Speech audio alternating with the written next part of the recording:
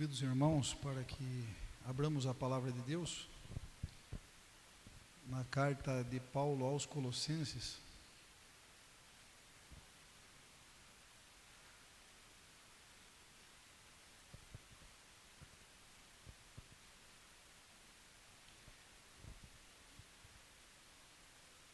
Carta de Paulo aos Colossenses, em seu primeiro capítulo, dos versos 13 ao 23.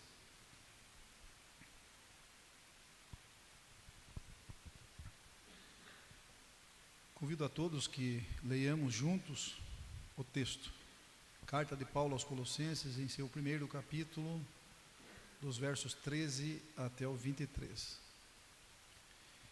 Ele nos libertou do império das trevas e nos transportou para o reino do Filho do seu amor, no qual temos a redenção, a remissão dos pecados. Este é a imagem do Deus invisível, o primogênito de toda a criação, pois nele foram criadas todas as coisas, nos céus e sobre a terra, as visíveis e as invisíveis, sejam tronos, sejam soberanias, quer principados, quer potestades. Tudo foi criado por meio dele e para ele. Ele é antes de todas as coisas, nele tudo subsiste. Ele é a cabeça do corpo da igreja. Ele é o princípio, o primogênito de entre os mortos, para em todas as coisas ter a primazia. Porque aprouve a Deus que nele residisse toda a plenitude, e que, havendo feito a paz pelo sangue da sua cruz, por meio dele, reconciliasse consigo mesmo todas as coisas, quer sobre a terra, quer nos céus. E a vós outros também que, outrora, éreis estranhos e inimigos no entendimento pelas vossas obras malignas, agora, porém, vos reconciliou no corpo da sua carne, mediante a sua morte, para apresentar-vos perante ele santos, inculpáveis e irrepreensíveis, se é que permaneceis na fé, alicerçados e firmes, não vos deixando afastar da esperança do evangelho que ouvistes e que foi pregado a toda a criatura debaixo do céu, e do qual eu, Paulo, me tornei ministro. Curvemos nossas cabeças e oremos. Santo, eterno e amado Pai, nós te louvamos, Senhor, por mais este dia que concedestes a todos nós, por hoje ser o dia do Senhor e por mais uma vez neste dia nos reunirmos em atitude de adoração, de louvor ao teu santo e glorioso nome, ó Pai. Todos os atos desse culto, ó Pai, receba-os na intermediação de nosso Senhor Jesus, como um aroma agradável a Ti, Senhor. E neste momento nós te rogamos a Tua iluminação, através do Teu Santo Espírito, sobre nossas vidas, ó Pai. Usa-me, Senhor, nesta noite como um instrumento nas Tuas mãos, e que todos nós juntos tenhamos facilidade em ouvir a Tua palavra falando aos nossos corações, na certeza, Senhor, que a profundidade da Tua palavra e o poder da Tua palavra, ó Pai, redundará, Senhor, em prosperidade em nossos corações nesta noite, ó Pai. Abençoa cada irmão aqui presente, abençoa todos aqueles, ó Pai, que estão aqui reunidos conosco, na certeza, ó Pai, de que sairemos daqui edificados nesta noite. No nome de Jesus, amém. Queridos, nesse texto nós vamos dar ênfase nos versos 13 e 14, 21 e 22. Lendo novamente o primeiro versículo, ele nos libertou do império das trevas e nos transportou para o reino do Filho do seu amor. Nesta noite, queridos, gostaríamos de conversar com todos, à luz desse texto, sobre o tema Somos da Luz.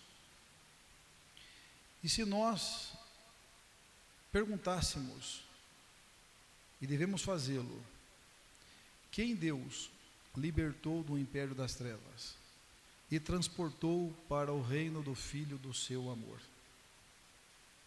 A resposta, queridos, nós já sabemos. Deus libertou do império das trevas e transportou para o reino do Filho do seu amor todos aqueles que creem em Jesus Cristo como seu Senhor, como seu Salvador. E essa transição, esse traslado, esse transporte de um reino para o outro é operado tão somente pela graça de Deus, através da fé na obra redentora de Cristo na cruz, onde Ele nos resgatou do domínio do pecado, do domínio da morte. Sim, queridos, são os cristãos que experimentam e experimentarão essa liberdade, essa libertação espiritual. Onde nós podemos observar que dentre esses dois reinos, o reino das trevas e o reino do Filho do seu amor, Jesus, os cristãos são retirados, notem bem vocês, da influência e do poder das trevas, pois, como estamos dizendo aqui, há um império das trevas, que representam o pecado, a ignorância espiritual, o domínio de Satanás, e estes, os cristãos, são transportados, transladados, inseridos numa nova realidade, a realidade do reino do Filho de seu amor, Jesus, caracterizados pela luz, pela vida e pelo amor em Cristo. Esse reino, que é um outro reino, que contrasta com o reino das trevas, o reino do Filho do seu amor, o reino da luz, é o domínio espiritual do Senhor Jesus, onde todos os cristãos são perdoados através do seu sacrifício remidor na cruz, e então tem nova vida e tem a vida eterna. Como podemos observar naquilo que nós já expomos aqui, existe um império do mal, e este império do mal está em ação no mundo. Ninguém aqui poderia dizer que essa realidade não existe. Pelo contrário, é uma realidade concreta. Existe um ser maligno de todo corrompido que governa o reino das trevas. E o Deus desse reino é Satanás, chamado de diabo, maligno, tentador, destruidor, pai da mentira, assassino, príncipe das trevas, Deus desse século, dragão e antiga serpente. Este reino, o reino das trevas, é o reino da escravidão do pecado, da devassidão, da mentira, do engano, da condenação eterna. Esse reino, o reino das trevas, é um reino de rebelião contra Deus. É um reino que amaldiçoa a Deus, nega a Deus, rejeita a Deus e tem como objetivo levar os cristãos, as pessoas também, à destruição e à morte. Esse reino faz do homem natural um escravo de um senhor maligno, o próprio diabo. E podemos observar também que o homem, por si só, não pode libertar-se desse império, do império das trevas. A palavra de Deus diz-nos lá no Evangelho segundo Mateus, Evangelho de Jesus segundo Mateus, que Satanás é o valente que tem uma casa. E nessa casa ele guarda com segurança todos os seus bens. E o homem, que são seus bens, não pode escapar de suas garras por si só. O homem natural é prisioneiro deste império, o império das trevas. Ele não pode quebrar as algemas dessa escravidão. Ele está preso, cativo, na casa do valente. Está sob a jurisdição e a potestade do diabo. Interessante, queridos, que quando Paulo, em sua defesa perante o rei Agripa, ele diz ao rei, na sua defesa, ele contando ao rei todo o relato de sua vida e de sua conversão, e do momento em que ele teve um encontro com Jesus, E então Jesus disse: eu sou o Senhor a quem tu persegues, eu sou Jesus a quem tu persegues, mas levanta-te, Paulo, firma-te sobre os teus pés, foi por isso que te apareci, para te constituir ministro e testemunha, tanto das coisas que me viste, como daquelas pelas quais te aparecerei ainda. E então livrarás o povo e os gentios para os quais eu te envio. Notem agora o versículo seguinte: para lhes abrir os olhos e os converteres das trevas para a luz, e da potestade de Satanás para Deus, a fim de que recebam eles remissão de pecados e herança entre os que são santificados pela fé em mim. Esse texto encontra-se em Atos 26, dos versos 15 ao 18. Podemos observar também que o homem que está inserido dentro desse império, o império das trevas, ele é escravo do pecado. Jesus, conversando com os judeus, disse aos judeus: se vós permanecerdes nas minhas palavras, sois verdadeiramente meus discípulos. E então conhecereis a verdade, e a verdade vos libertará. E então eles responderam: nós somos descendência de Abraão e jamais fomos escravos de alguém. Como dizes tu, sereis livres? Replicou-lhe Jesus: em verdade, eu lhes digo, todo o que comete pecado é escravo do pecado. Portanto, todo homem pecador é escravo do pecado, é escravo do império das trevas, é escravo do diabo. E não somente isso, queridos, além de escravo, além de estar algemado pelas correntes malignas, ele só consegue andar segundo o curso deste mundo, de acordo com o príncipe deste mundo, que é o príncipe da potestade do ar, do espírito que agora atua nos filhos da desobediência. Efésios, segundo Paulo, mostra-nos, de acordo com o texto, que Cristo deu-nos vida, estando nós mortos em nossos delitos e pecados. E fala também-nos que antigamente, no passado, nós andávamos segundo o curso desse mundo. Que curso seria esse? O curso do império das trevas. Tendo o seu príncipe, que é o príncipe da potestade do ar, o próprio diabo, do espírito que agora atua nos filhos da desobediência. E aí então, o texto continua dizendo que então nós também andávamos outrora, segundo essas inclinações, as inclinações da nossa carne, e nós fazíamos a vontade da nossa carne, fazíamos a vontade dos nossos pensamentos, e éramos sim, por natureza, filhos da ira, como também os demais. Observamos então que o homem por si só, escravo e errante em seus caminhos, ele é absolutamente impotente para libertar-se a si mesmo. Quem poderia então libertá-lo? Deus é o único que pode libertar, que pode nos libertar desse império das trevas. E essa libertação vem através e tão somente de Jesus Cristo. Jamais do homem. O poder das trevas não pode ser quebrado e subjugado pela força humana, mas tão somente pela ação divina.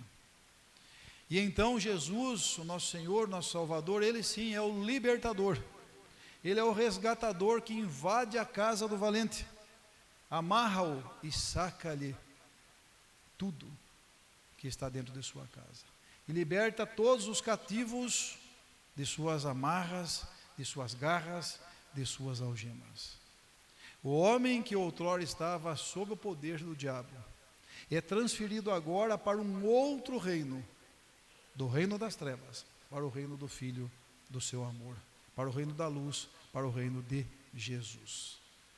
Como dissemos anteriormente, Satanás, ele é o valente da sua casa, guardando todos os seus com segurança, mas há um mais valente do que ele, Jesus. E então Jesus, conversando com os fariseus, ele explica a sua vitória sobre os demônios e sobre Satanás. quando Jesus havia feito um milagre do exorcismo de um endemoniado, eles disseram: é em nome de Beelzebu que tu fazes isso. Beelzebu é o maioral dos demônios, o próprio Satanás. Eles estavam atribuindo o poder de Jesus ao poder do próprio demônio, do próprio Satanás. E então Jesus diz: como que pode alguém entrar na sua própria casa, senão o seu inimigo? Como alguém pode entrar na casa do valente e roubar-lhe os bens sem primeiro amarrá-lo e então lhe saquear a casa? Isso está em Mateus 12, verso 29. Não há libertação para o homem a não ser pela vitória de Jesus sobre Satanás. Os fariseus alegaram que Jesus agia em nome de Beelzebu. Mas longe, muito longe disso, Jesus nunca foi um parceiro de Satanás. Muito pelo contrário. Muito pelo contrário. Jesus é o grande inimigo de Satanás. E durante seu ministério terreno, Jesus curou muitos enfermos, ressuscitou mortos, curou leprosos, expulsou demônios, perdoou pecados, e a verdade ela foi difundida e as mentiras foram refutadas. E então Jesus explica que em vez de ser um aliado do diabo, ele está agindo na força de Deus, está saqueando a casa do valente e arrancando do poder dessa casa, do poder do diabo, aqueles que lá estão, transportando do império das trevas para o reino da luz aqueles que estavam cativos nesse império. Então nós podemos observar que Jesus ensina-nos lições preciosas, e já dissemos e reafirmamos: se Satanás é um valente, Jesus é um valente muito maior, pois tem um poder muito maior sobre o diabo. E é interessante que no texto de Mateus 12, Jesus não nega o poder do diabo e nem subestima a sua ação maligna, pois o próprio texto diz, nas palavras do próprio Jesus, que ele é um valente, que ele tem uma casa, e essa sua casa tem uma organização, e nessa organização ele tem seus súditos, seus filhos, mas também tem seus cativos, que estão presos e algemados nesse seu reino. No entanto, Jesus tem autoridade sobre Satanás. Jesus tem o poder para entrar na casa do valente, amarrar o valente e libertar os cativos. Jesus tem o poder de romper com esse império, o império do mal, o império das trevas. Podemos observar que Jesus, ao contar essa em forma de parábola às pessoas, nesse contexto, aponta-nos também para outras vitórias de Jesus sobre o próprio diabo. Jesus venceu o diabo no deserto, triunfou sobre ele em todas as tentações, em todas as suas investidas, e mais, ele esmagou a cabeça da serpente na cruz, triunfando sobre todas as suas hostes do mal. Satanás é um inimigo que tem um poder, ele é um valente, mas ele é limitado e está debaixo tão somente da autoridade absoluta do nosso Senhor Jesus. Jesus, ao entrar na casa do valente, ele derrota o valente, mas ele também arranca da casa do valente os cativos.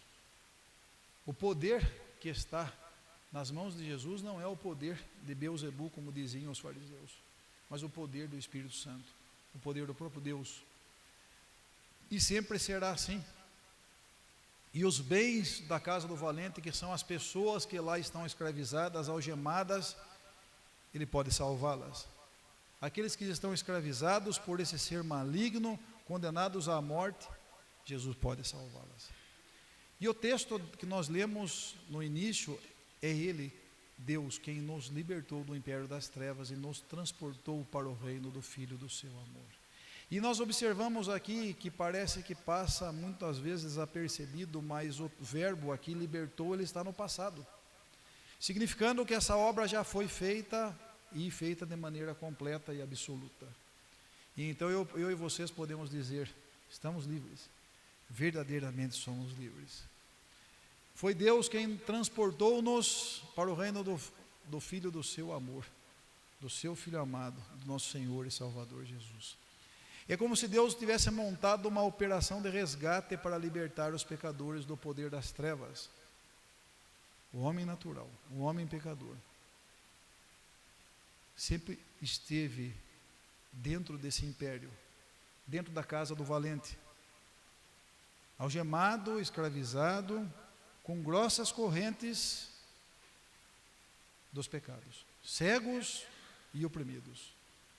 Somente Jesus poderia invadir aquele local, vencer aquele valente e libertar os cativos.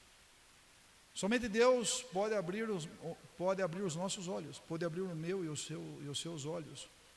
Somente Deus pode e tem esse poder para tirar as correntes que nos escravizam, para abrir os portões de ferro com os seus cadeados que trancam-nos, para que nós permanecêssemos dentro desse reino das trevas, desse reino da escravidão, fazendo com que nós saíssemos de lá para uma nova vida. Deus não apenas nos tirou da região da morte, mas também nos transportou para o reino da luz, o reino do Filho do seu amor. Houve um traslado, houve uma transferência imediata de império. Se eu e vocês fomos transportados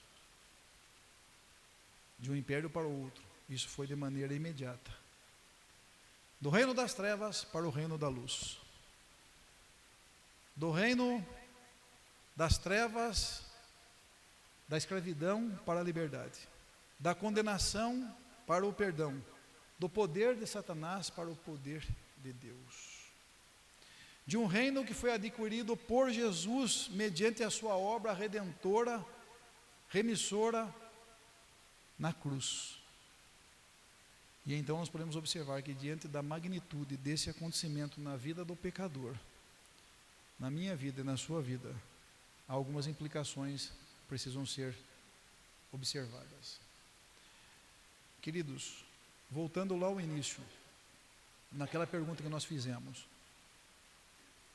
quem são aqueles que foram retirados do império das trevas?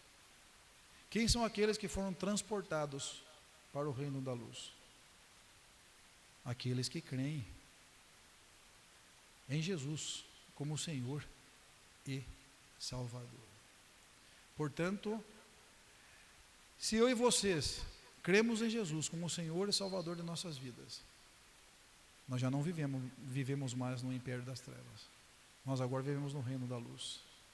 E se nós vivemos no reino da luz, nós temos que demonstrar que houve sim uma grande mudança, uma mudança radical em nossas vidas. Por quê? Porque antes nós estávamos passado no império das trevas, sob o domínio cruel e opressor do próprio diabo, cativos pelo diabo, acorrentados pelo diabo. Agora nós estamos livres e salvos. Fomos não apenas libertados desse império, mas tirados dele, transferidos dele para um outro reino, agora o reino de Jesus. E então o diabo já não é mais o nosso Senhor, ele já não reina sobre nós, e então Jesus é o nosso Senhor, ele é quem reina em nossas vidas. E a salvação, queridos, como dissemos, tem que ser demonstrada nessa mudança radical, através de nossas vidas, onde nós antes servíamos um tirano, um príncipe carrasco, que nos oprimia, que nos escravizava, que nos mantinha prisioneiros para a morte, e uma morte eterna. Mas agora nós vivemos no reino da luz, do amor, da paz, da vida e da vida eterna. Se no império das trevas reinava o ódio, no reino da luz impera o amor. Se no império das trevas havia escravidão, no reino da luz há liberdade. Somos livres. Satanás, que reinava sobre nossas vidas, queria a nossa morte. Agora Jesus reina em nossas vidas e reina para nos dar vida. E então nós podemos observar que transporte de um reino para o outro tornou-se possível porque Jesus foi aquele que nos redimiu, aquele que propiciou a remissão de todos os nossos pecados. E o texto, nos versos 20 e 21, especialmente no 21, diz-nos que a vós outros também que outrora, nós podemos colocar uma palavrinha ali antes, e a vós outros também que no passado, antes, éramos estranhos e inimigos no entendimento pelas vossas obras malignas, pelas nossas obras malignas. Ou seja, estávamos separados de toda a nossa vida, de Deus, em rebelião contra Deus. E agora, diz o texto, nós fomos reconciliados no corpo de Jesus, mediante a sua morte, para que nós então sejamos apresentados perante Deus santos, inculpáveis e irrepreensíveis. Deus nos redimiu para que nós nos tornássemos sua propriedade exclusiva. A redenção significa libertar um prisioneiro, libertar um escravo mediante um pagamento e o pagamento de um resgate. E foi isso que aconteceu. Deus nos comprou e agora somos um prisioneiro, somos um escravo mediante o pagamento de um resgate, comprados por Cristo Jesus. E agora somos sua propriedade particular, seu povo, somos dele. Somos dele por conta da redenção de Jesus, porque ele nos comprou através do seu sangue, do sangue do seu Filho. E então, através dessa redenção de Jesus na cruz, eu e vocês não pertencemos mais ao império das trevas, nem somos mais de nós mesmos, somos propriedade exclusiva de Deus. E esse preço que foi pago foi altíssimo. Deus nos comprou não com prata e nem com ouro, mas com o sangue precioso do seu Filho amado. Deus não poupou o seu próprio Filho, antes por todos nós o entregou, para que pelo seu sangue fôssemos resgatados da morte para a vida, da escravidão para a liberdade, do poder do diabo para o seu glorioso reino. O verso 22 do texto que nós lemos diz-nos: agora, porém, vos reconciliou no corpo da sua carne mediante a sua morte, para apresentar-vos perante ele santos, inculpáveis e irrepreensíveis. Há um propósito, queridos, nessa reconciliação. E o propósito está bem claro no texto que nós lemos, para que nós fôssemos apresentados perante Deus, santos, inculpáveis e irrepreensíveis. Santos indicam uma separação para Deus, inculpáveis, sem mancha, sem defeito moral, irrepreensíveis, implica que não há nada que possa legitimamente nos acusar diante de Deus. É assim que Jesus, através do seu sacrifício na cruz, da redenção, apresentou-nos diante de Deus numa condição de perfeita aceitação e justificação, alcançada tão somente por Ele próprio, por sua obra na cruz. Uma obra consumada por Deus em Cristo na cruz. E o que se espera, queridos, daquele que foi transferido do império das trevas para o reino do Filho da Luz?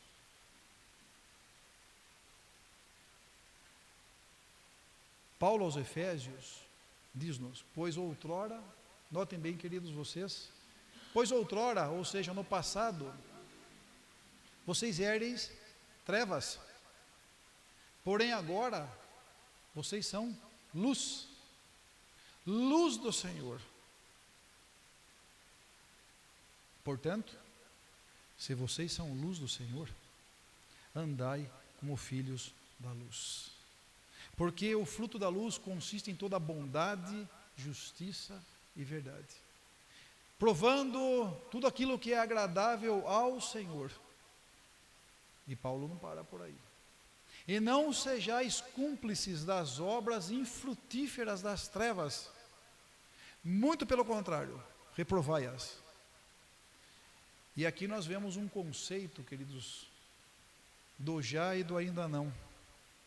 O já refere-se à realidade presente na minha e na sua vida, na vida do cristão, que pela fé em Jesus Cristo já foi liberto da escuridão, do império das trevas, da escravidão do pecado, da escravidão do diabo, pois já recebeu a luz de Deus. Mas isso mostra que eu e vocês ainda temos, apesar de termos uma nova natureza, apesar do Espírito Santo habitar em nós e sermos chamados a vivermos uma nova vida de acordo com os princípios da palavra de Deus, em obediência a Deus, em amor e justiça, andar na luz se torna uma ordem, um imperativo para eu e para vocês. No entanto, o ainda não aponta para um processo que acontece nas nossas vidas, porque eu e vocês não nos tornamos perfeitos imediatamente. Embora tenhamos a luz, embora tenhamos sido transportados de um império para o outro, ainda vivemos no mundo caído, e ainda somos imperfeitos, e ainda enfrentamos as tentações, e ainda lutamos contra o pecado e experimentamos as consequências de um mundo que ainda não foi totalmente redimido. A luz que eu e vocês devemos andar é gloriosa, mas ainda não se manifestou em sua plenitude. Ainda há em nossas vidas e até o dia de Jesus uma sombra de escuridão, e essa sombra só será dissipada na volta de Jesus, quando Ele completará todas as coisas de uma vez por todas. Mas isso não retira de nós a responsabilidade de andarmos na luz numa jornada contínua, pois eu e você já possuímos a luz. A luz é Jesus, que irradiou sobre nossas vidas, pois a palavra de Deus diz que Jesus é a luz do mundo que ilumina todo o pecador. A luz não vem de nós, ela está sobre nós através de Jesus. E nós somos chamados para viver e andar na luz do Senhor. É um chamado para a santificação contínua e progressiva. E a palavra de Deus diz-nos muito bem a respeito disso. Quem foi transferido do reino das trevas para o reino da luz deve andar como filho da luz. E não somente isso, deve manifestar o fruto da luz. Ainda em Efésios, segundo Paulo, no texto que ele registrou no capítulo 5, e nós já lemos uma parte dele e repetimos nesse momento, quando ele diz que antes nós éramos trevas e agora nós somos luz do Senhor, devemos andar nessa luz. E aí ele fala do fruto dessa luz, que consiste em toda bondade, justiça e verdade. Paulo desejava aos cristãos de Efésios, e assim, como a palavra de Deus diz-nos, que nós devemos viver como filhos da luz, manifestando o fruto da luz. Se no passado nós éramos trevas, agora nós não somos mais, somos filhos da luz. Se antes nós andávamos em trevas, é porque nós éramos trevas.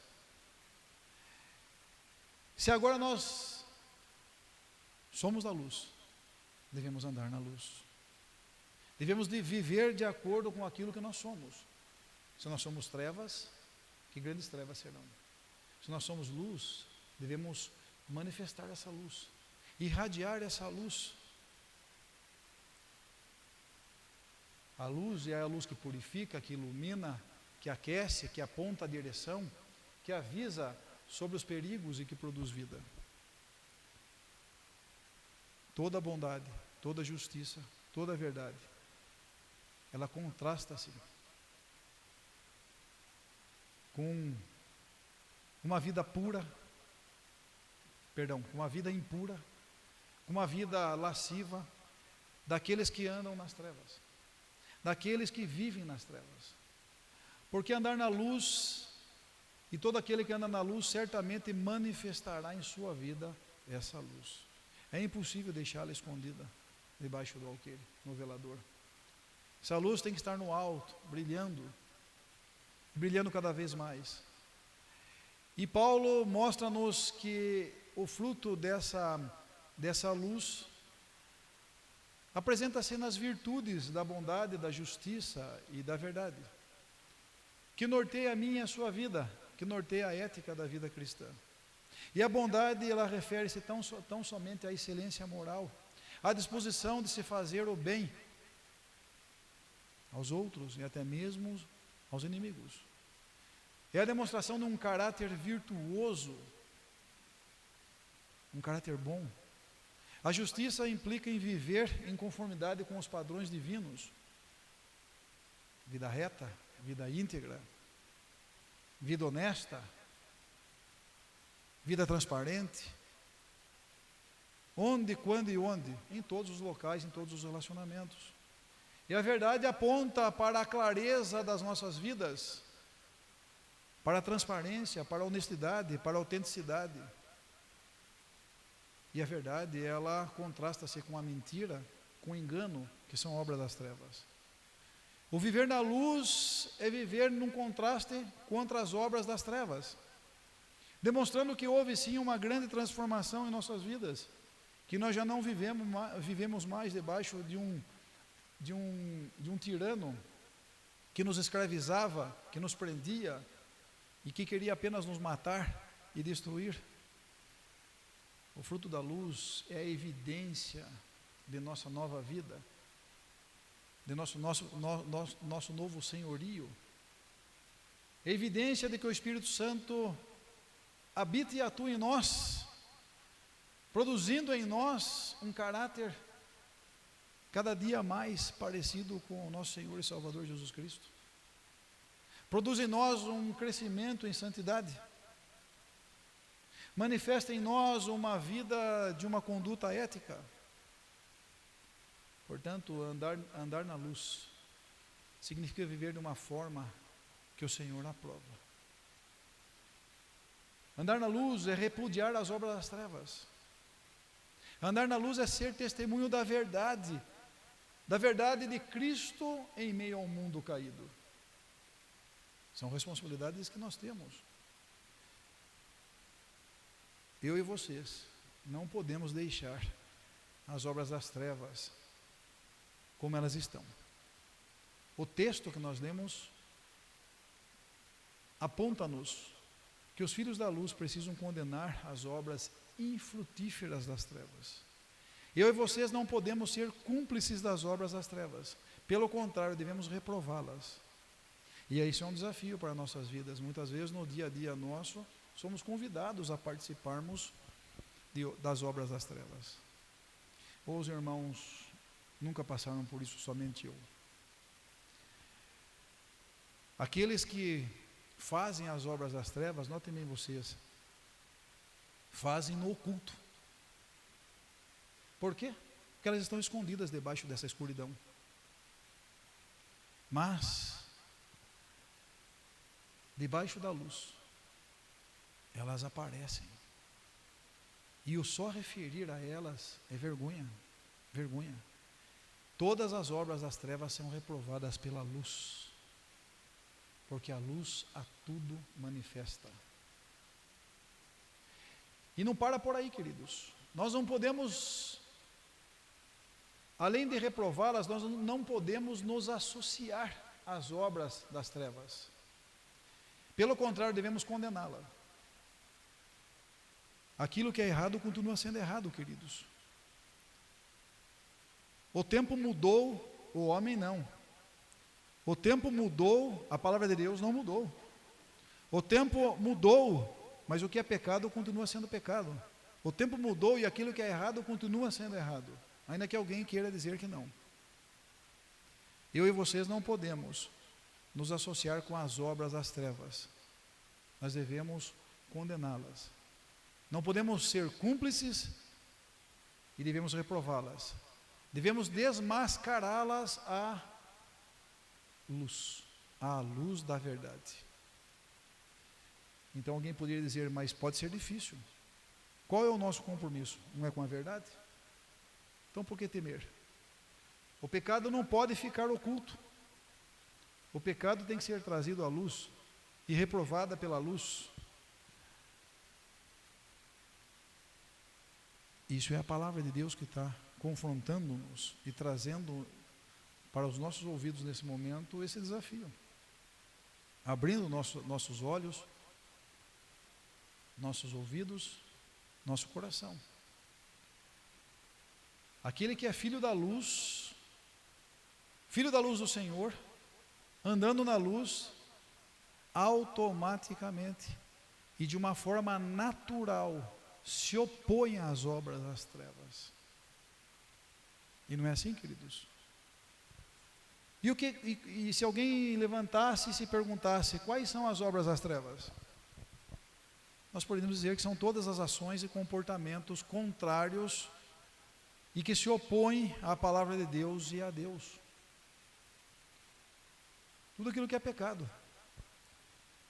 Toda a sua manifestação pecaminosa no mundo e na vida humana, caracterizando por tudo aquilo que é contrário a um Deus santo, a uma vida santa e aos princípios desse Deus santo. São obras e práticas que prosperam sob a escuridão e fazem de tudo para evitar a exposição à luz, porque a luz é a luz da verdade e da justiça. A Bíblia geralmente lista as obras das trevas como imoralidade sexual, impureza, libertinagem, idolatria, feitiçaria, brigas, dissensões, facções, discórdias, ciúmes, ira, engano, divisões, invejas, mentira, bebedices, orgias, roubos, cobiça e tudo que procede de um coração trevoso, um coração que encontra-se em escuridão. As obras das trevas são sempre realizadas fora da luz da verdade, sempre em segredo, feitas por aqueles que encontram-se sob uma cegueira espiritual e seus corações são escuros também. E obviamente são contrários às obras da luz, como fruto do Espírito Santo, como fruto da luz que nós acabamos de dizer. E então, queridos, partindo para a conclusão, em certa ocasião, Jesus estava caminhando e ele viu um homem cego de nascença. E os seus discípulos lhe perguntaram, porque eles também viram e tomaram acesso à informação daquele homem era cego de nascença. Mestre, quem pecou? Este ou seus pais? Para que ele então nascesse cego. Jesus respondeu, nem ele nem seus pais. Foi para que se manifeste nele as obras de Deus.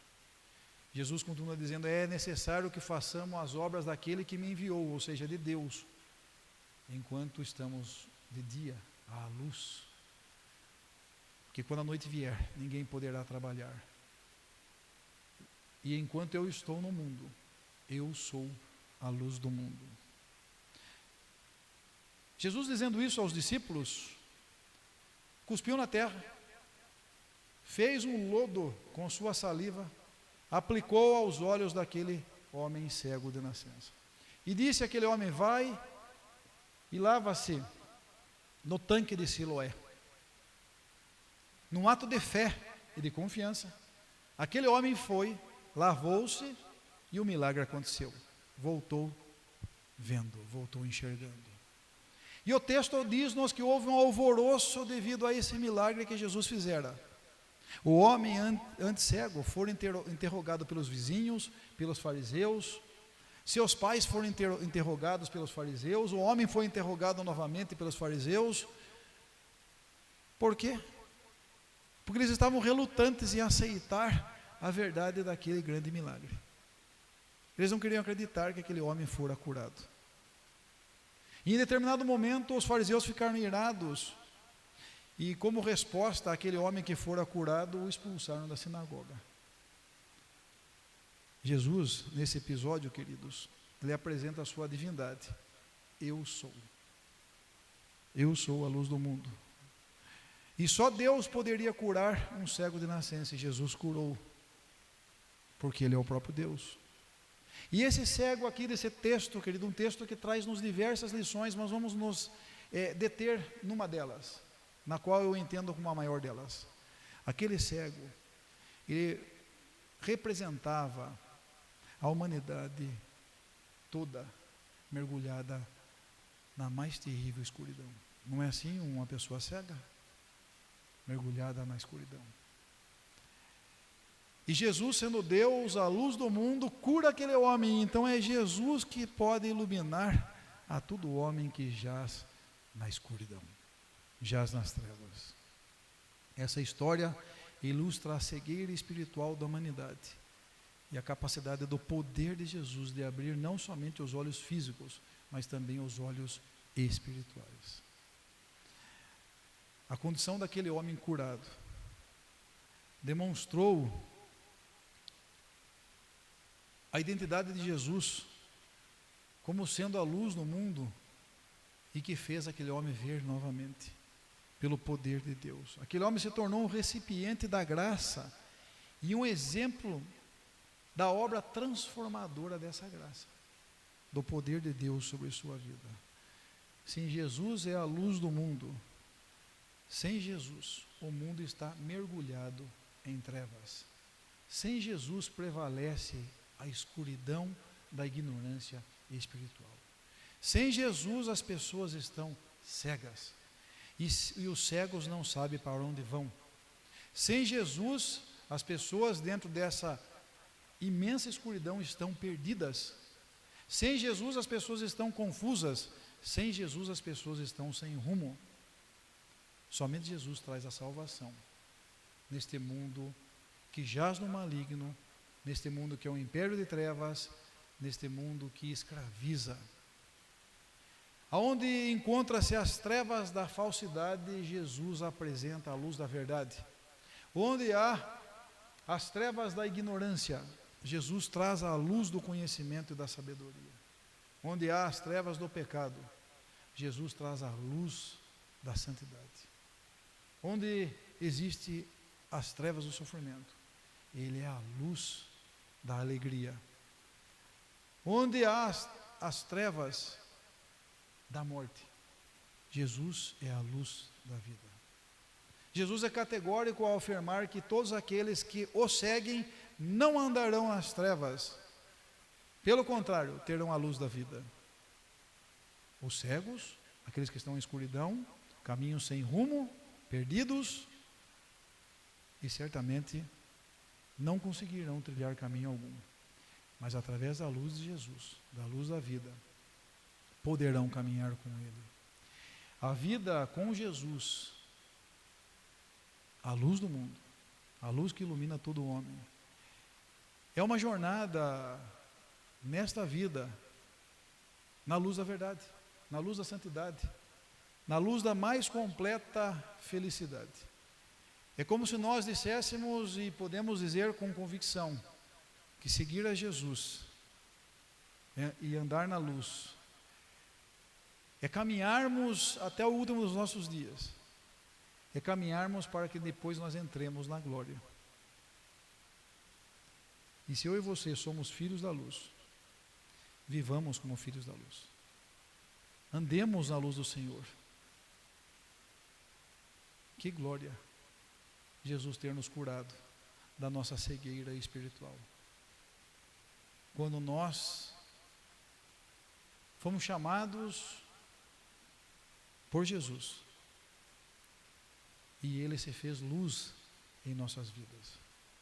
O texto dessa cura, desse milagre, continua. E então Jesus revela-se ao cego. Quando Jesus ouviu que aquele cego havia sido expulso da sinagoga, Jesus encontrou-se com ele novamente e lhe perguntou: crês tu no Filho do Homem? E ele respondeu e disse: quem é, Senhor, para que eu creia nele? E Jesus então disse: já o tens visto. Sou eu que estou à sua frente e falo contigo. E então ele afirmou: eu creio, Senhor, e o adorou. Aquele homem mostrou a sua compreensão sobre Jesus. Ainda que o texto mostre-nos que foi de maneira crescente, porque no começo do texto, nos interrogatórios que aconteceram E então perguntaram: quem foi este que fez isso com você? A um homem chamado Jesus. Depois, quando ainda indagaram mais uma vez, ele falou: é um profeta. E depois, mais uma vez, ele falou, quando disseram: olha, quem fez isso foi um pecador. Ele falou: eu tenho certeza que ele não é um pecador. E foi ele mesmo que operou um milagre em minha vida. Então aqui ele disse que Jesus não era um pecador, e sim uma pessoa que poderia fazer um milagre. E fez em sua vida. E aí continuou o texto dizendo que em seguida ele disse que Jesus era um homem de Deus. Para então chegar nesse ponto aqui, que aí então, por fim, ele creu em Jesus e o adorou. Podemos observar então que este homem, em escuridão, ao ser encontrado por Jesus, teve a sua vida transformada da escuridão para a luz, pelo poder daquele que é a luz do mundo e que ilumina todo pecador. E então, queridos, para finalizarmos, que o poder criador do nosso Deus, que através da palavra do seu poder, a terra estando ainda sem forma e vazia, lá em Gênesis, onde havia trevas sobre o abismo, e então disse Deus: haja luz, e houve luz, dissipando toda a escuridão e as trevas, trazendo ordem e discernimento. Que o mesmo Deus Criador, em Cristo, possa dizer a um coração que nesta noite aqui ainda não encontrou-se com a luz, com Cristo Jesus, assim como Paulo encontrou no caminho de Damasco, que ele possa dizer que haja luz no seu coração, e que no seu coração que se encontra na mais total escuridão, que Jesus irrompa no seu coração e lhe traga a luz da vida. Deus nos abençoe, queridos. Encerramos aqui neste momento, e eu gostaria de fazer uma oração. Ó Senhor, nós te agradecemos pela tua palavra poderosa, pela tua palavra profunda, pela tua palavra, Senhor, a qual nós ouvimos nessa noite, trazida por ti, Senhor, até os nossos ouvidos, mas que penetre no mais profundo dos nossos corações.